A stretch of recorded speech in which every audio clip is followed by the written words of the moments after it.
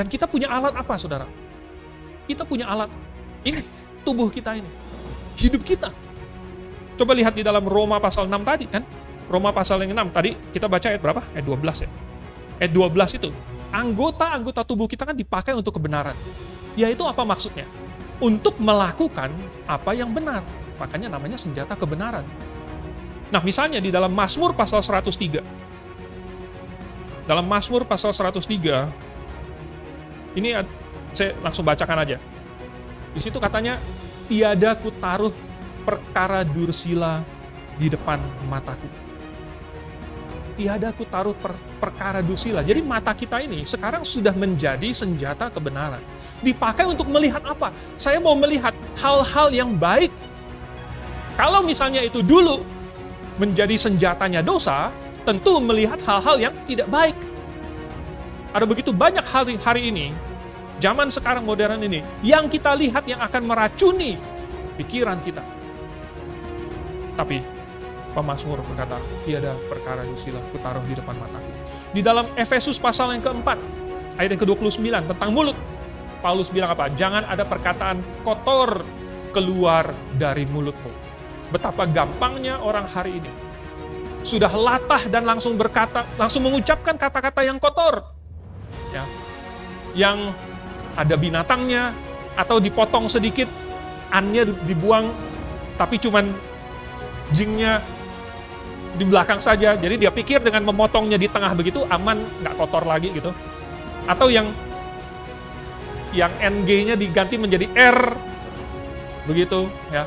Gampang sekali dia membuat ini pembenaran untuk dirinya sendiri, padahal apa yang keluar dari mulutnya itu kotor. Tapi tapi pakailah perkataan yang baik untuk membangun di mana perlu. Itu mulut kita dipakai untuk senjata yang kotor atau senjata yang bersih, yang baik. Di dalam Amsal pasal 31. Nah, ini bagus juga untuk coba kita buka. Amsal pasal 31.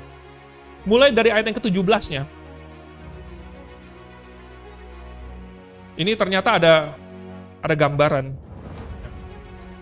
tentang perempuan yang ideal. Tapi ternyata laki-laki sebenarnya bijaksananya juga mengikuti template yang sama.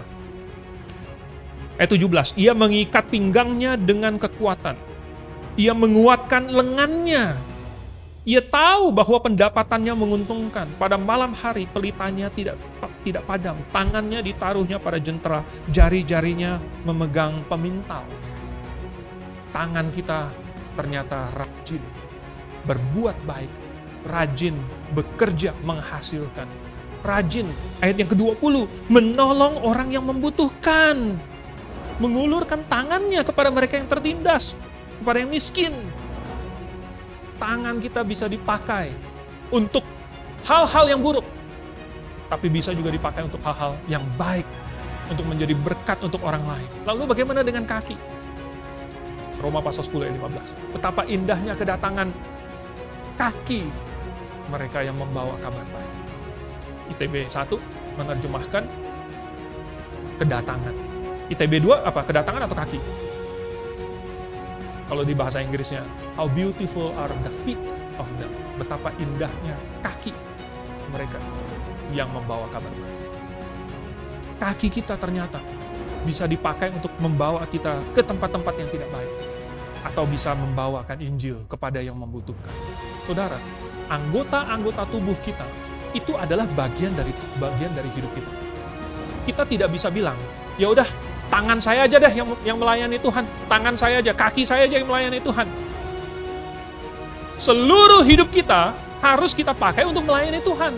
Kalau mata kita, kalau mulut kita, telinga kita, tangan dan kaki kita pakai untuk senjata kebenaran, maka seluruh hidup kita untuk Tuhan. Itulah peperangan rohani, saudara. Oleh sebab itu di dalam suatu jemaat lokal, yang anggota-anggotanya perlu lakukan adalah, kita adalah anggota dari jemaat ini. Apa yang bisa saya lakukan supaya jemaat ini bisa melakukan tugasnya? Apa andil yang bisa saya sumbangkan? Apakah itu uang, atau itu tenaga, atau itu waktu, atau itu pikiran? Apa yang bisa saya usahakan supaya jemaat ini bisa melakukan tugasnya? Tugasnya adalah untuk menginjil, tugasnya menyelamatkan orang yang hilang, tugasnya untuk mengestafetkan kebenaran untuk generasi selanjutnya. Saudara, peperangan ini sungguh sudah ada di depan mata kita karena barisan sudah diatur. Dan Goliat sudah teriak-teriak menantang. Anda mendengarnya atau tidak? Karena ada taruhannya. Kalau kita lembek, kalau kita kalah, maka kita malah jadi hamba dunia, hamba dosa. Tapi, jikalau kita rela membayar harganya, harga maksimum sekalipun, ada imbalannya.